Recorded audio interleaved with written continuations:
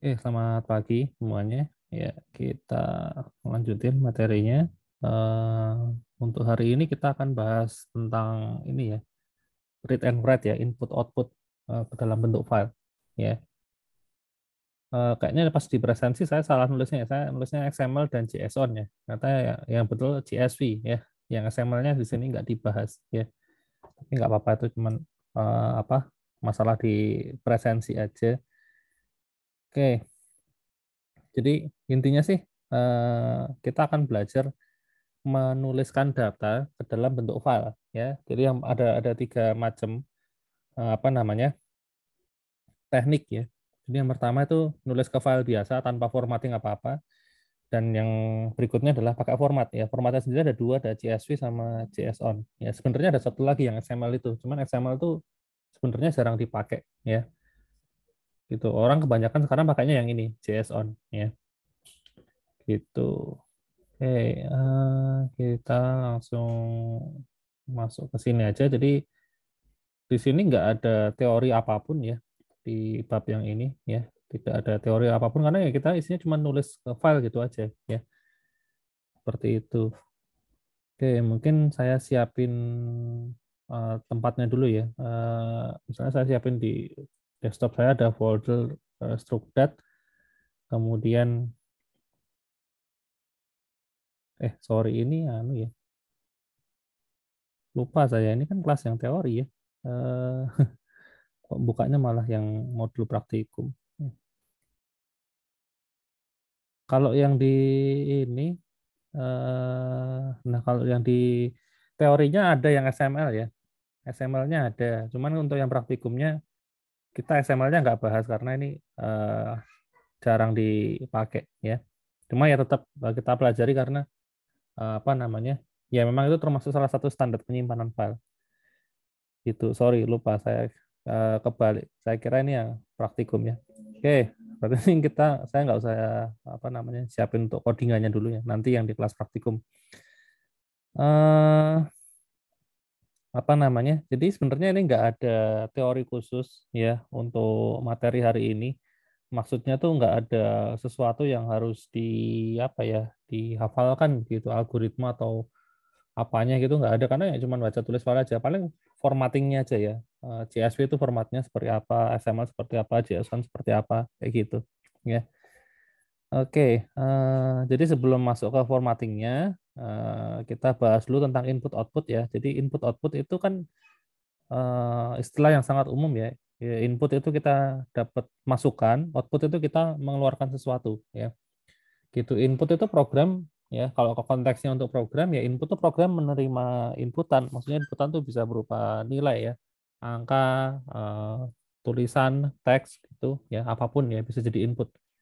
File, gambar ya, segala hal itu bisa jadi input ya. Selama bentuknya itu berupa data ya. Nah, output juga bisa macam-macam ya. Outputnya bisa sama. Jadi kalau inputnya angka, outputnya juga bisa angka. Bisa juga inputnya angka, outputnya string ya. Inputnya angka, outputnya gambar ya. Itu bisa macam-macam, nggak harus sama ya.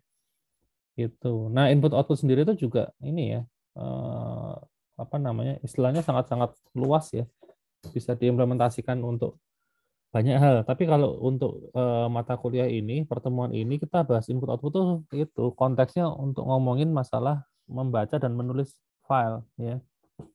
Gitu. Jadi inputnya pakai file ya, input dari file, outputnya juga ke dalam bentuk file ya. Intinya gitu. Nah, ngapain sih kita harus belajar ini baca tulis file ya? Karena kalau kita bikin variabel ya, kita bikin variabel di Python itu kan kalau programnya di close, ditutup, kita buka lagi variabelnya kan nggak kesimpan, ya kan? Nggak kesimpan gitu. Jadi kalau misalnya saya ilustrasikan ini, saya bikin apa? Bikin code Python itu ya, eh, test.py, replace aja. Jadi misalnya saya set sebuah variabel ya, isinya isinya 10 gitu kan. Terus apa namanya? Saya print ya. Saya print A ini ya. Loh, kok mendatar gini nih. Sebentar, besar. Loh, kok hancur ya? Ya ini ada angka 10 di sini ya, keluar outputnya. Ini nggak tahu nih bawahnya ini kenapa rusak. Oke, kemudian di sini A saya ganti jadi misalnya 20 ya. Ini saya hapus ya. Jadi saya ngeprint A dulu. Kalau saya balik urutannya ya. Jadi ngeprint A, terus A-nya baru di set belakangan 20. Nah, kalau ini di run error ya. Ya, error karena di sini ya, kita tuh kan ngeprint variabel A nilainya 20, ya kan. Terus programnya kan selesai nih. Nah, terus waktu mau di run lagi, eh, ini kan gini. Tadi kan sebelumnya kita sudah ngeset A itu nilainya 10 ya. Di program yang sebelumnya kan begini, ya kan. Si A itu kita kasih nilainya 10, di print keluar ya, hasilnya 10, ya kan. Nih, ini keluar hasilnya 10. Nah, mestinya ya A kan sudah berisi nilai 10 ya. Ini kalau A sama dengan 10-nya saya hapus ya, misalnya kayak gini aja. Ya, terus saya run, ya kan nggak bisa. Ya kan A-nya not defined.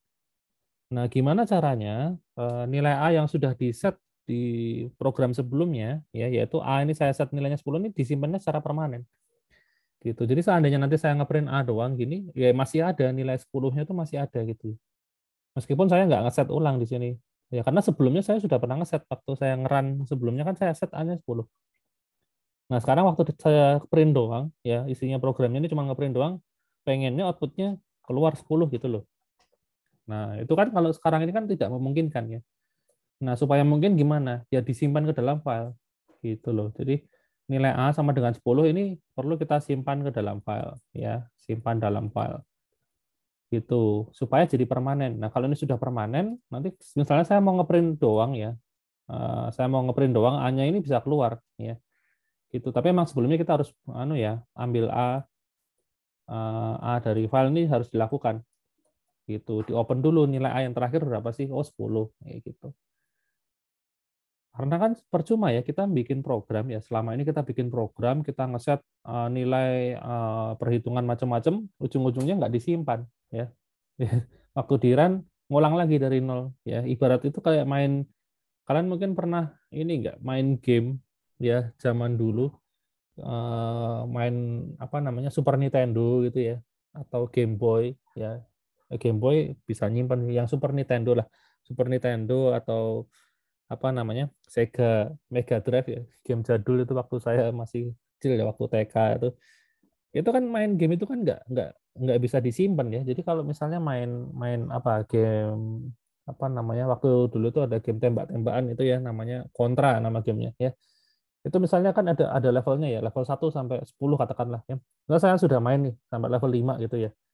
Terus saya berhenti ya, selesai itu. Nanti waktu saya main lagi, ya itu ngulang lagi kan dari level 1. Nggak bisa kita lanjutin dari level 5 dan seterusnya.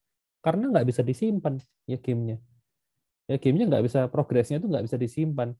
Jadi kita setiap kali nyalain gamenya lagi, ya ngulang lagi dari awal. Ya, game-game zaman dulu kan seperti itu. Beda sama game zaman sekarang ya. Apalagi era PlayStation itu ya, ada memory card-nya itu ya. Jadi kalau kita main game, kita sudah sampai level tertentu bisa disimpan gitu. Ya itu karena progresnya itu disimpan ke dalam file ya. Nanti waktu gamenya dibuka ya ambil dulu datanya dari file, terus apa namanya kita bisa lanjut main lagi dari progres terakhir gitu. Nah pengennya kayak gitu kan, bikin program kan pengennya gitu ya, bisa disimpan permanen, nanti waktu buka lagi programnya itu masih ada data-data terakhir yang kita simpan gitu loh, kayak gitu ya. Itu tujuannya kita belajar ini input output ya, gitu ya. Karena kan defaultnya itu kan komputer itu kan nyimpen data itu kan ke dalam volatile storage ya. Volatile storage itu RAM ya, memori atau RAM, terus cache yang ada di CPU itu volatil. Jadi kalau volatil itu artinya ya kalau nggak ada listrik dia hilang ya gitu. Tapi selama ada listrik, sama ada daya gitu, ya dia datanya akan tetap ada ya, seperti itu. Tapi kalau yang non volatil dia nggak butuh listrik untuk menyimpan. gitu. Jadi kalau kalian punya apa namanya file-file di hard disk kalian ya, terus tiba-tiba komputernya mati, dinyalain lagi filenya masih ada ya. Itu kalau disimpan di hard disk. Tapi kalau kalian misalnya lagi ngetik ya, kalian lagi ngetik pakai Microsoft Word gitu ya, tapi belum disimpan. Nah, itu kan yang diketikkan itu kan disimpannya di memori ya, sementara ya. Itu kan disimpan di memori ya, tapi belum di save ya. Kalau udah dipencet save itu dia akan dipindah ke hard disk ya. Nah, ini posisinya belum di save gitu loh. Tiba-tiba listriknya mati ya hilang ya. Hilang begitu saja gitu. Oke, ini beberapa operasi ya terkait input output ya dalam file itu ya jelas bisa buka sama nutup file ya. Kita buka file ya terus ditutup ya. Nah, kalau cuma buka sama nutup terus ngapain ya? Nah, ada berikutnya. Kalau dibuka itu nanti kita bisa baca filenya atau bisa tulis filenya ya. Baca tuh ya lihat isinya. Kalau nulis tuh kita nambahin data ke sana ya. Gitu. Terus bisa juga kita simpan. Nah, simpan ini kalau kita menulis ya, nulis file itu kita bisa simpan ya. Kalau enggak nulis file ya enggak usah disimpan, ngapain ya. Nyimpan, mengubah, menghapus ya. Ini operasi-operasi terkait ini input output ya. Nah, kemudian ini juga penting ya. Ada yang namanya relative path sama absolute path ya. Relatif itu cuman nyebutin biasanya nama filenya aja ya dalam direktori yang sama. Jadi kalau misalnya saya bikin ada di desktop tadi ada folder struct.dat ya, terus di sini ada file ABC gitu ya. Nah, terus kebetulan source code-nya juga di sini. Ya nanti di sini saya tinggal panggil aja abc.txt misalnya tanpa perlu ini embel-embel depannya ya c.2 slash dokumen slash apalah gitu ya nggak perlu ya langsung filenya aja. Ya, ini kalau kalau yang relatif itu cuman filenya aja ya. Kayak gini misalnya bawah ini ya. Ini relatif ya. Tapi kalau absolut itu full ya. Ini apa namanya? Absolute path itu kalau Windows itu kasih C.2 karena di Windows itu kan hard disk kan dibagi-bagi ya. Defaultnya kan hard disknya kan C, drive-nya C ya. Biasanya suka pada nambahin drive-nya D gitu ya. Terus apa namanya? Yang A sama B nggak ada ya. A tuh kalau zaman dulu biasanya untuk ini disket ya, floppy disk, yaitu drive A ya. Yang B itu saya lupa buat apa ya. Terus ada C ya. Kalau zaman dulu, zaman apa namanya, mungkin 10 tahun yang lalu ya, 20 tahun yang lalu tuh orang tuh suka bikin hard disk tuh apa partisinya banyak ya, ada C, D, E, F, G, H, I, J sampai banyak banget ya. Gitu. Kayak dulu juga ya CDE dipisah-pisah gitu ya. Kalau sekarang malas ya saya kalau pas apa pakai Windows itu saya cuman pakainya C doang ya nggak pernah D aja saya nggak bikin cuman satu doang ya gitu cuman satu drive aja karena di OS yang lain misalnya saya pakai Linux atau Mac ya kan di sana cuma satu ya drive-nya itu cuma satu nggak ada drive C drive D jadi udah kebiasa gitu ya gitu dan susahnya tuh kalau misalnya dipisah-pisah ya hard disk itu drive-nya dipisah-pisah itu ketika nyimpen file yang agak besar, ya misalnya saya punya file ukuran 10 giga, ya di drive C sisanya 5 giga, di drive D sisanya 7 giga, ya kan logikanya masih cukup. Tapi karena drive-nya dipisah jadi nggak cukup. Nah itu, ya itu cuma sharing aja sih. Ya. Oke, itu absolut sama relatif. Ya, cuman di Windows yang ada ini yang ABCDE-nya ya. Kalau di OS yang lain sih nggak ada depannya ya, langsung biasanya memang slash etc atau slash user ya. Gitu. Terus, nah ini caranya buka file ya. Perintahnya tuh sepele sebenarnya ya, cuman open dah gitu aja. Open terus sama filenya, terus ini modenya ya. Ini parameter pertama adalah nama filenya. Ini pakai relatif ya, relatif path ya, tanpa ada directory root-nya ya, entah C.2 atau slash etc slash user nggak ada langsung nama filenya. Ini namanya relatif ya. Kemudian ini R-nya modenya ya. Di yang bagian kedua ini mode. Kalau R itu artinya dia hanya bisa dipakai untuk membaca doang ya. Filenya ini dipakai untuk membaca ya. Hanya bisa di read.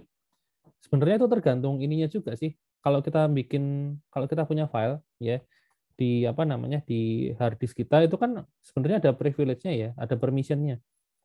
Gitu. Permission-nya apa? Bisa baca doang, bisa baca tulis ya, atau bisa delete juga ya. Eh misalnya ini ya, saya punya file nih struct.dat ini kan kalau dilihat infonya kan ada ya. Permission. Nah, ini nih. Permission-nya bisa bisa read, write atau read only ya. Jadi kalau misalnya ini di laptop saya ya ada orang login ya everyone. Jadi ada guest gitu loh, orang lain login. Nah, file-file yang saya punya di komputer saya itu cuma bisa dibuka doang ya, read only kan tulisannya kan gitu. Read only. Jadi misalnya ini ada file apa namanya? PDF ini ya. Nah, file PDF-nya ini kalau ada orang lain buka ya komputer saya dan dia login sebagai guest ya atau apa namanya? Orang asing gitu, di ini filenya nggak bisa diapa-apain, dicoret-coret nggak bisa. Kalau ini kan saya bisa nambahin coret-coretan ya. Apa namanya? Ini nambah highlight ya, nambah coretan misalnya. Nah, ini kan saya bisa coret-coret ya. Terus saya simpan bisa ya. Ini saya coret-coret terus saya simpan bisa gitu. Tapi ya, karena ini saya loginnya kan sebagai ini nih Adi Nugraha ya username saya di sini ya. Nah, ini Adi Nugraha ini bisa read and write ya, bisa boleh menulis file. Tapi kalau orang lain nggak boleh ya, orang lain hanya boleh read aja. Jadi kalau dia coret-coret gini bisa tapi nggak bisa disimpan gitu aja. Gitu. Permissionnya itu Pak biasanya ya kalau di komputer kan sebenarnya ada anu ya read, write sama delete ya. Ada 3 itu. Cuman kalau untuk baca tulis file ya ini aja 2 aja ya. Ya delete ada sih, nanti kan kita juga belajar buat ngapus ya. Ada juga ya. Cuman waktu buka ini, buka file ya, waktu buka file tuh opsinya cuma 2 sama satu lagi sih append. Append nih sebenarnya ini kok jadi ke highlight ya. Append ini sebenarnya sama kayak write ya, sama, cuman ini beda ininya aja. Jadi kalau write itu kan dia nulis dari nol ya. Jadi kalau kita sudah punya file, sudah ada isinya, terus kita buka pakai modenya write, terus kita tulisin, nanti yang lama akan terhapus ya, itu kalau write. Tapi kalau append yang lama nggak kehapus, gitu doang bedanya ya. Nanti kita explore waktu praktikum aja ya. Jadi modenya waktu buka itu ada 3 ya, R, W, sama A. Kalau R itu cuma bisa baca ya. Kalau W itu nulis dari nol, jadi yang lama akan tertimpa, yang lama hilang ya, isi yang lama akan hilang. Kalau yang A itu isi yang lama tidak hilang. Jadi kita nambah tulisan tuh di bawahnya ya. Jadi yang lama tetap ada. Gitu. Ini tergantung kebutuhan ya. Mau pakai yang W itu kapan, pakai yang A itu kapan, tergantung kebutuhan masing-masing ya. Gitu. Terus kemudian, nah buka file di Python itu eh, ya ini ada mode yang lain juga sih. Ya, ada yang RB, ada yang RB, buffering, bla bla bla ini ya. Cuman yang sisanya ini, yang pakai buffer reader sama Valio ini saya jarang pakai ya. Makanya yang pakai ini TextIO wrapper yang modenya W doang ya. Gitu. Sebenarnya sih kalau kita butuhnya cuma baca nulis file sederhana ya sama aja, kita mau pakai yang manapun sama aja ya. Jadi pakai yang ini aja yang gampang gitu ya. Ini tuh cuma masalah ini apa namanya, kadang-kadang ya kalau kita pakai yang TextIO wrapper ya nanti ada beberapa platform itu nggak mau jalan ya, paling cuma itu. Yang lebih umum adalah yang buffer reader soalnya gitu. Tapi kalau cuma buat ini kita belajar ya, di komputer itu ya pasti ini jalan, jadi pakai yang ini aja nggak apa-apa seperti itu. Oke, ini yang tadi saya apa namanya bilang ya. Modenya ada RWA ya secara umum ya, tapi ada tambahan juga RB, WB, AB ini untuk byte ya. Biasanya untuk baca baca tulis gambar ya, atau file-file kayak lagu gitu ya. Misalnya kita mau buka file lagu terus mau kita mainkan lagunya ya pakai yang ini gitu. Tapi kalau umumnya cuma RWA ini kan. W sama A tahu ya bedanya ya. Kalau W itu writing ya overwrite, jadi file yang lama itu akan ditimpa, tapi kalau yang append itu file yang lama tidak ditimpa. Jadi konten yang lama tetap ada ya. gitu. Oke, nah kemudian yang namanya file itu sebenarnya strukturnya seperti ini ya. Dia tuh pasti punya header, terus punya isi, sama punya ini end of file ya, endingnya. Jadi struktur sebuah file itu seperti ini, gitu. Nah header ini apa? Fungsinya buat apa? Header itu fungsinya ini untuk apa namanya? Untuk biasanya paling gampang adalah untuk mengetahui jenis filenya, ya jenis filenya. Nah itulah kekurangan dari OS Windows ya. Windows itu dia membaca jenis file itu bukan dari headernya tapi dari nama filenya ya. Jadi misalnya saya punya file di sini ya apa namanya saya punya ini struktur data 2 nih misalnya PDF-nya ini saya hapus ya. Nah, ini nggak ada ekstensinya. Tapi kalau saya buka, nah dia tetap PDF kan. Ini nggak ada ekstensinya loh. Beda sama yang ini yang barusan kita buka buat materi ini ada .pdf-nya ya. Ini nggak ada kan. Bisa tapi dibuka, tetap tetap dibukanya sebagai PDF ya. Ini langsung sebagai PDF gitu. Nah, ini padahal saya sudah hapus ekstensinya ya. Nah, itu karena kalau di Mac atau di Linux itu dia baca jenis file itu dari headernya ya. Di bagian header kan sebenarnya sudah ada. Oh, ini PDF, oh ini PNG, oh ini JPEG ya. Itu di headernya itu sudah ada informasinya. Nah, cuman kalau di Windows, Windows tuh kayak mengabaikan headernya. Jadi kalau di Windows ini kalian ganti misalnya namanya .pdf nih ya. Terus kalian ganti ini misalnya dihapus itu ya, dia sudah tidak terbaca ya biasanya. Ini kosong, jadi dia bingung. Ini dibuka pakai apa gitu. Ya. Kan jadi nggak tahu ya. Mau dibukanya pakai apa gitu. Kita suruh milih sendiri apa namanya? Programnya ya. Seingat saya sih terakhir pakai Windows kayak gitu. Ya. Jadi kalau dihapus ekstensinya dia jadi kacau ya. Gitu. Padahal sebenarnya di bagian headernya di file ini bagian headernya tuh sudah ada. Oh ini tuh adalah PDF itu. Di headernya tuh ada. Atau misalnya ini saya ganti coba ya. Kalau saya ganti TXT, oh kalau TXT anu apa namanya nggak bisa ya. Dia berubah jadi TXT. Ya. Tapi kalau apa namanya jadi PDF atau PDF-nya dihapus, dia masih bisa terbaca ya. Gitu. Nah, terus kemudian di bagian ini isinya ya ini isi binary isi filenya ya. Ya konten ini konten dari filenya. Gitu itu isinya. Nah, terakhir harus ada ininya, end of file ya. Ini dipakai untuk mengetahui apa namanya filenya ini korup apa enggak gitu loh. Jadi kalau kita download file ya, kadang-kadang kan kita download misalnya kita download film ya. Ukurannya berapa? 100 mega ya. Kata yang sudah ke download itu 99,99 apa namanya mega gitu. Masih kurang 0,00 sekian apa mega gitu. Kita tahunya kan oh ini udah kedownload nih 100 mega gitu kan kadang-kadang ada selisih dikit ya. Tapi setelah dibuka ternyata korup gitu. Ternyata memang ada bagian terakhir filenya tuh end of filenya tuh masih belum terbaca ya. Jadi file itu tidak punya EOF ya, tidak punya end of file. Artinya file itu memang sebenarnya tidak terdownload sempurna. Ada satu bagian kecil yang tidak berhasil ke download ya.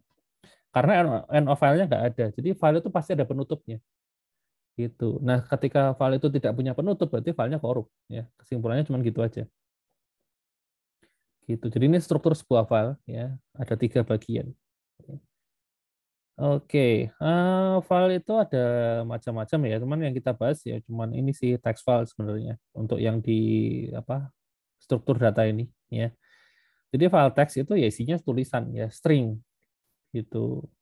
Jadi file sendiri itu kan anu ya, string itu kan juga aslinya kan dibentuk dari apa binary ya, kode-kode binary 0010 dan seterusnya ya. Nah, itu kan kode binary itu juga ada standarnya. Nah, biasanya pakainya ini UTF-8 ya. By default itu yang dipakai adalah UTF-8 yaitu standar apa namanya? Binary yang dipakai ya, gitu. Ya bedanya cuma masalah kelengkapannya aja sih ya. Jadi kalau UTF-8 itu sudah include emoticon ya beberapa macam ya. Nanti kalau untuk yang apa saya nggak encoding yang lain itu kodenya beda lagi. Jadi kalau kita pakai misalnya kodenya 123, nah di UTF-8 keluarnya apa? Nah, tapi kalau pakai yang encoding yang lain keluarnya beda gitu ya. Jadi encodingnya macam-macam. Ya, defaultnya sih biasanya pakai yang ini. Kalau tidak didefinisikan itu berarti pakai UTF-8. Ya, itu standar. Kecuali kalau memang mau diganti, ya encodingnya pakai yang lain, ya nggak apa-apa, diganti aja. Gitu. Nah, ini ya kelihatan di sini. Waktu kita ngetikin di sini, nah ini ada ya UTF-8. Ya, encodingnya pakai ini UTF-8. Defaultnya itu.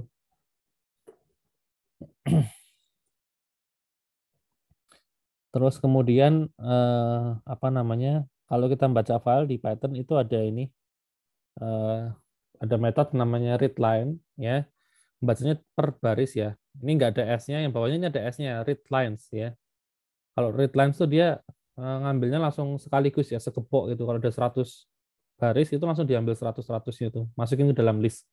Tapi kalau yang readline itu ketika kita panggil pertama kali dia baca baris satu, terus kita panggil lagi dia akan pindah ke baris dua ya, dan seterusnya.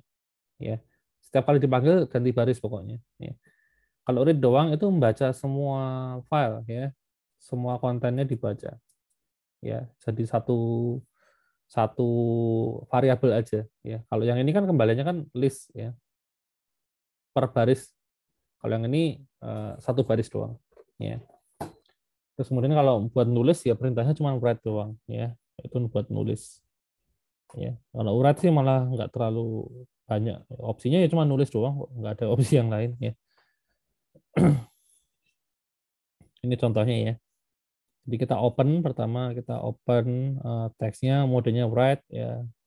Terus kita tulis, masukin apple, mango, orange, banana ya. Terus kalau udah di close ya. Karena kalau nggak di close, sebenarnya nggak di close juga nggak apa-apa, cuman file ini akan masih nyangkut di memori ya, menu-menu memori gitu. Jadi kalau kita buka berapa ya, misalnya kita buka 1000 file sekaligus ya, kita buka 1000 file, sementara satu filenya itu 1 mega ya. Berarti ada 1000 mega ya file yang lagi ditampung di memori, berarti kan 1000 mega itu 1 giga ya. RAM-nya akan kepakai 1 giga. Kalau nggak di close ya. Tapi kalau di close ya sudah ini hilang dari RAM ya. Gitu. Jadi jangan lupa untuk nge-close supaya kerja RAM-nya nggak terlalu berat ya. Kalau kalau filenya teks sih sebenarnya nggak akan gede-gede ya. File teks itu paling cuma berapa kilo gitu ya. Tapi kalau filenya itu nanti gambar, yang di open adalah foto atau video, nah itu kan ukurannya gede-gede ya, bisa berapa puluhan atau ratusan mega gitu. Kalau kita buka banyak dan nggak di close ya berat ya, komputernya nggak kuat gitu.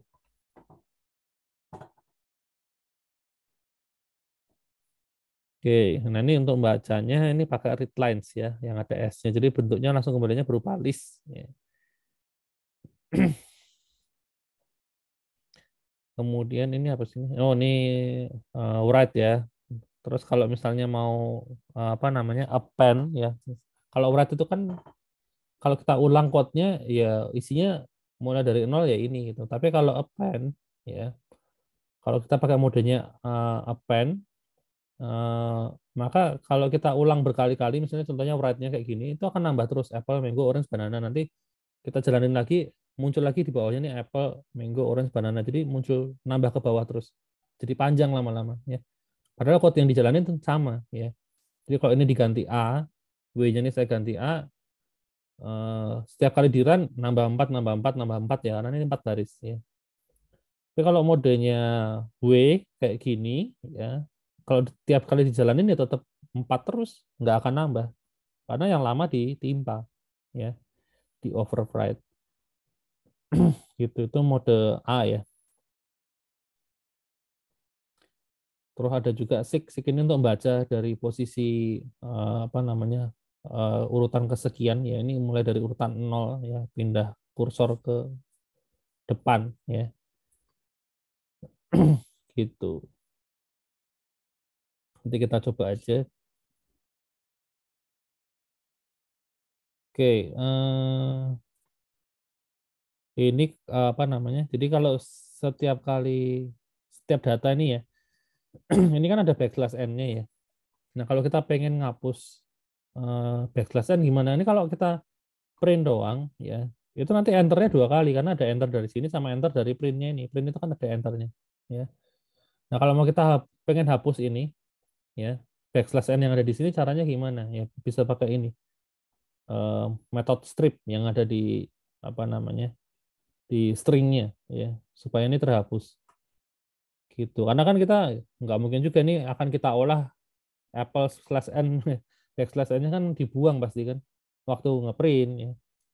Tapi waktu nulis file ya memang harus ada ya. Kalau enggak nanti filenya jadi satu baris ya. Jadi ini nggak bisa dihapus juga. Waktu nulis memang kita harus kasih gitu. Kalau ini nggak kita kasih, itu nanti Apple terus mango-nya langsung di kanannya itu langsung nyambung mango, orange, banana gitu. Jadi mau nggak mau harus dikasih. Ya, jadi ada di sini. Tapi waktu kita baca kan sebaiknya ini kan nggak ikut terbaca, yaitu bisa pakai ini strip ya gitu. Itu file text ya. Mungkin langsung aja berikutnya langsung kita masuk ke apa CSV ya. Ini ini tanpa formatting apa-apa ya. Kita nggak pakai formatting apapun ya. Nah, berikutnya kita mulai masuk ke format yang pertama yaitu CSV ya. CSV itu sebenarnya kita menyusun data ya, pakai koma pemisahnya ya. Jadi kan kadang-kadang kan kalau kita nyimpen data itu kan nggak cuma satu kolom aja ya. Kayak ini misalnya, ini cuma nama buah doang.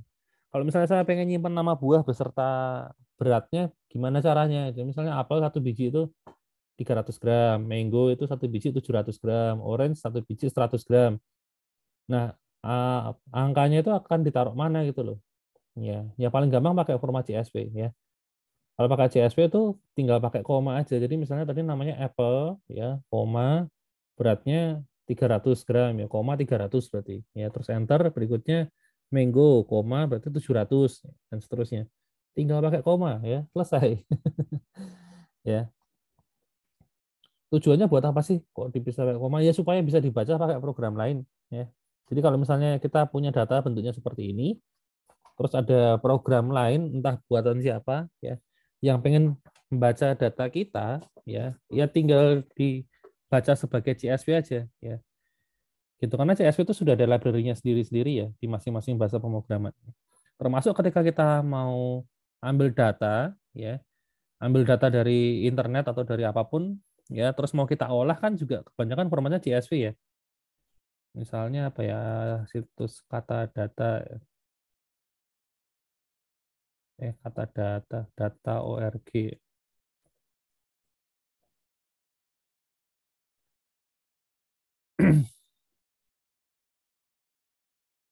Ini kan kalau kita mau ambil data ya, bener di sini nggak sih? Bentar, kok saya lupa ya.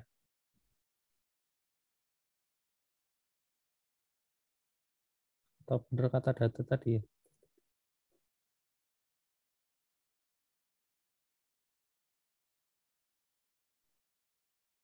Oh ini kok situs berita malah nih.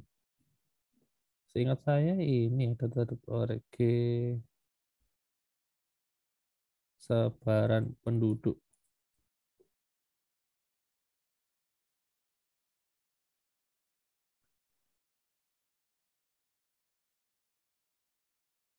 Ini berita ya. Bentar, saya lupa ya. Ada situs buat ngambil data ya. Datanya itu formatnya CSV ya. Nah, jadi karena eh, berformat CSV itu kita bisa baca ya. Pakai ya ini di Python dibaca aja sebagai CSV gitu. Nah, biasanya yang baris pertama ini adalah nama kolomnya, menunjukkan kolom pertama ini adalah tahunnya, kolom kedua ini adalah eh, ini tadi apa sih ini? 110, 90.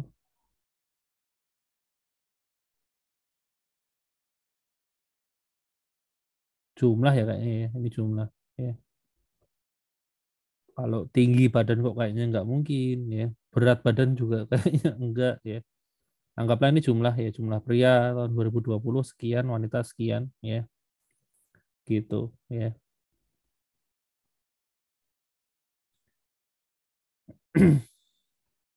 Nah ini baca CSV ya.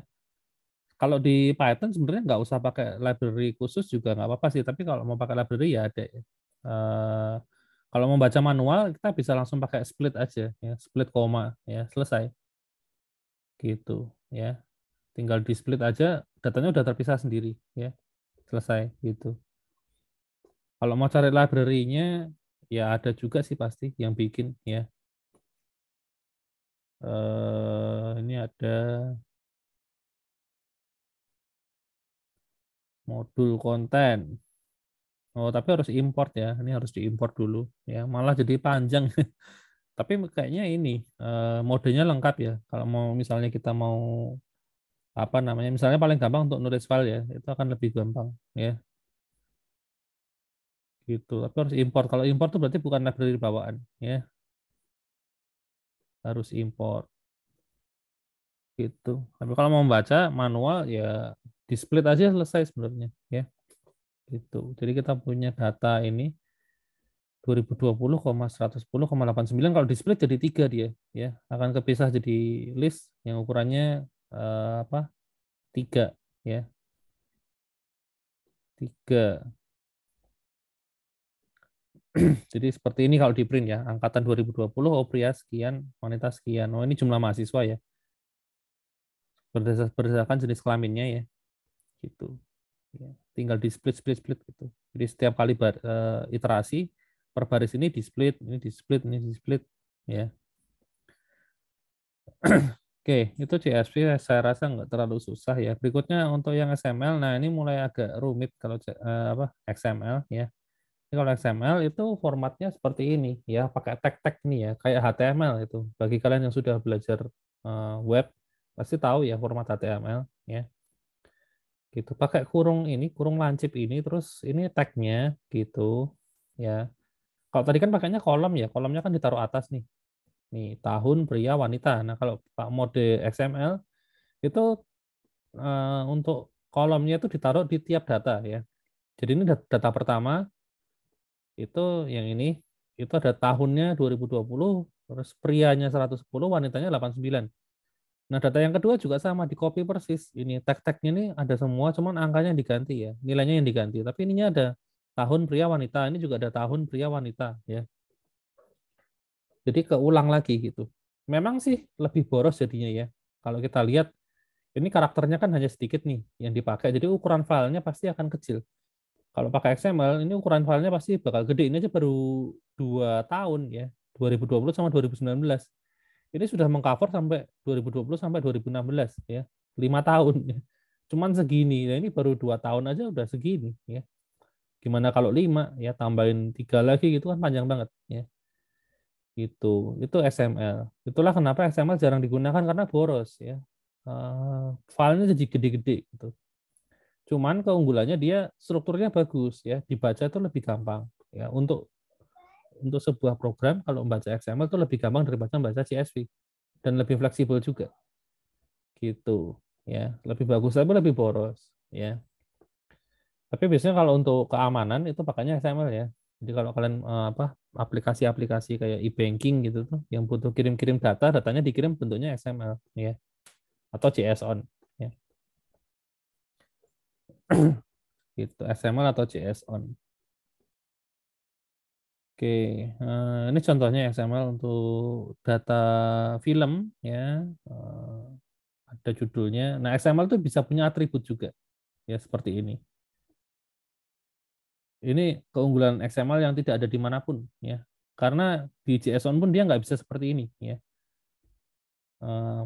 Movie title-nya ditaruh di sini itu nggak bisa. Title-nya harus di dalam sini. Itu kalau JSON. Tapi ini kalau XML bisa ya. Ini istilahnya atribut ya. Bisa punya atribut. Gitu. Ini salah satu fitur yang hanya ada di XML ya. Oke, istilah pada XML yang paling atas, paling luar ini namanya root ya. Collection ini namanya root-nya itu adalah yang collection ini. Ini root-nya ya. Gitu. Itu yang paling luar, paling atas ya. Itu namanya root. Kemudian kalau yang sisanya ini ya elemen biasa ya, tag biasa gitu. Nah, ini elemen ya, elemen movie. Dalamnya ada elemen tipe, elemen format, elemen year, elemen rating, elemen stars ya. Kalau yang title ini dia disebut sebagai atribut ya. Gitu. Jadi ada 3 komponen penyusun XML. Jadi ada root. Root itu sebenarnya elemen yang paling luar ya. Dia elemen biasa sebenarnya ya. Itu apa? Root ya. Terus apa namanya?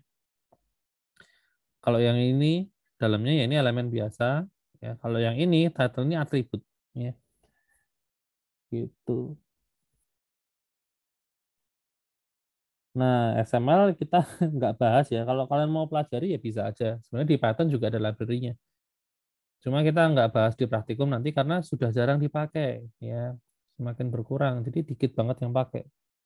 Ya, kalah dengan JSON ya. Karena pakai JSON sudah cukup memenuhi ya. Meskipun JSON nggak bisa punya yang namanya atribut ya. Tapi itu pun jarang dipakai. Bisa diakali juga sih caranya ya.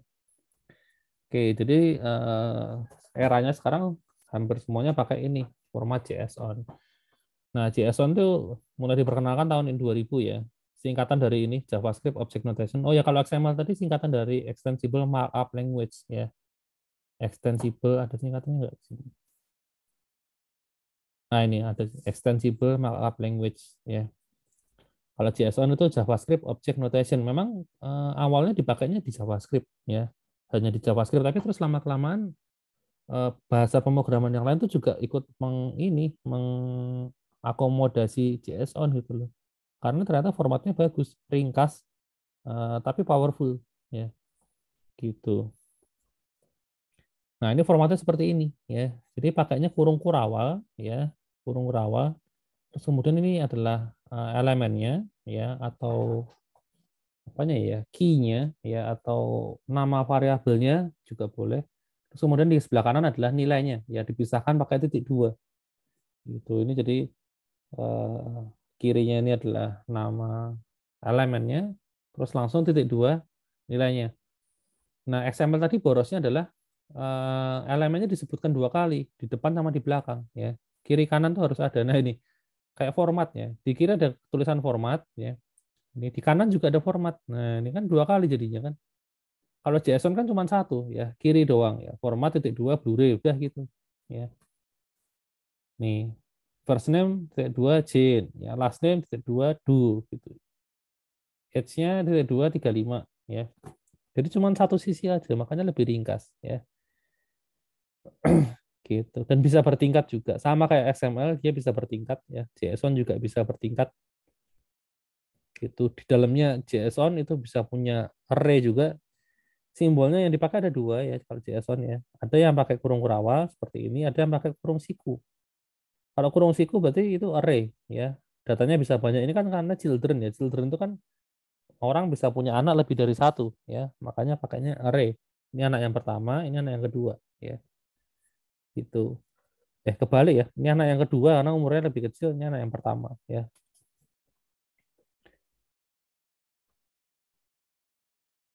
Oke, kemudian di JSON itu ada juga fitur untuk serialisasi. Serialisasi itu apa? Serialisasi itu adalah kita mengapa ya? Mengubah sebuah objek ya. Oh, kita punya objek ya. Nah, objek yang kita punya ini mau kita kirim ke tempat lain ya, entah ke program lain pakai bahasa yang berbeda atau ke komputer lain bahasanya juga masih sama. Ya, kita butuh namanya serialisasi. Intinya adalah serialisasi itu kita mengubah sebuah objek jadi bentuk byte ya. Itu supaya bisa dikirim. Karena kalau kita ngirim data ya pakai koneksi internet misalnya itu kan dikirimnya dalam bentuknya byte ya. Binary ya 010101 gitu. Nah, itu harus di serialisasi dulu supaya nanti waktu sampai di komputer tujuan itu bisa dibaca langsung sebagai objek juga. Itu ya itu gunanya serialisasi ya. Gini, jadi menjaga kompatibilitas sehingga file bisa dibaca oleh bahasa yang lain. Dibaca bahasa yang lain atau komputer lain ya, sama aja ya. Ini contohnya serialisasi ya. Jadi kita punya data seperti ini ya. Terus kemudian di dump ya, di dump gitu.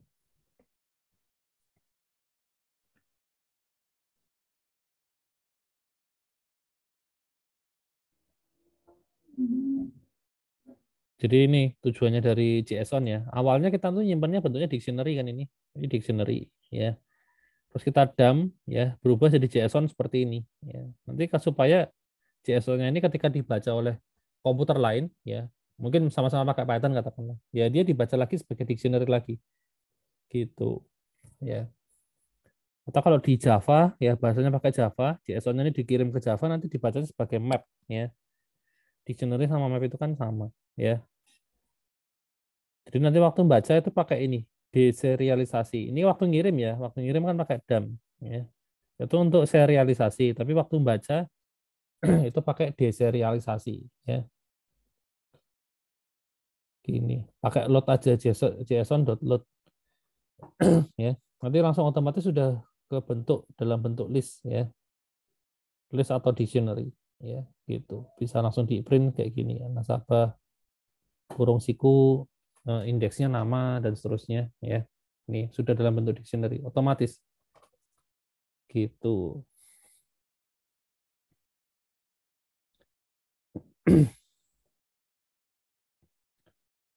Oke, kemudian ini perbandingannya ya. Kalau misalnya kita pakainya Python dipakai dictionary terus kita dump di JSON dia akan jadi objek ya. Kalau list itu akan jadi array, kalau string tetap string ya. Ini hasil konversinya. Terus ini kalau di deserialisasi objek itu di deserialisasi jadi dictionary ya. Array jadi list ya, kebalikannya sih. Gitu. Kemudian kalau mau ubah nilai JSON ya, posisinya ini dalam format JSON, terus mau kita otak-atik isinya gimana ya, tinggal di load dulu aja, terus diubah, terus simpan lagi. Jadi lakukan dulu deserialisasi, terus diubah ya, karena kan bentuknya sudah dalam bentuk dictionary, jadi bisa kita gonta-ganti. Habis itu disimpan lagi atau di serialisasi lagi ya, gitu.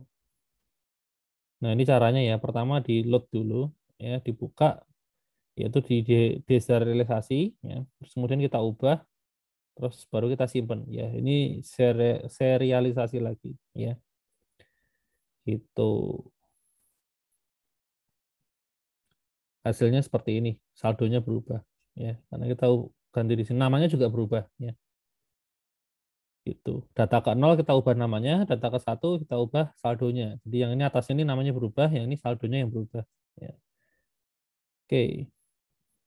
Sudah habis. Ada yang mau ditanyakan dulu mungkin sampai di sini?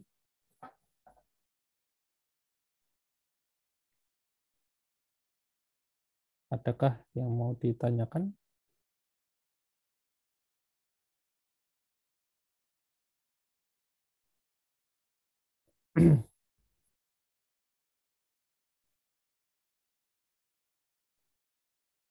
Tidak ada? Oke, ya sudah. Kalau tidak ada, berarti pertemuan kita sampai di sini ya. Jangan lupa dikerjakan kuisnya sama pretestnya. Saya sudah set sampai UTS ya. Tinggal ngikutin apa jadwalnya aja. Jadi untuk pretest itu, jadi untuk pretest minggu ini tuh bukanya di pretest yang bagian minggu depan ya. Ini kan minggu keempat. Nah, kalian buka pretestnya di minggu kelima karena pretest itu kan memang untuk 1 minggu sebelumnya ya. Gitu. Itu hari Kamis sampai sampai Jumat ya untuk pretest. Kalau untuk yang kuis itu 1 minggu ya. Nah, kalau kuis bukanya tetap di minggu ini. Jadi kalau kuis ini sekarang minggu 4 ya kuisnya di yang bagian minggu 4 gitu ya. Oke, ya sudah. Kalau gitu nggak ada pertanyaan, sampai di sini aja kelas kita ya. Nanti ya bagi yang ikut praktikum, sampai ketemu lagi di praktikum ya. Oke, kalau gitu. Eh, Sampai ketemu lagi. Thank you semuanya. Terima kasih Pak.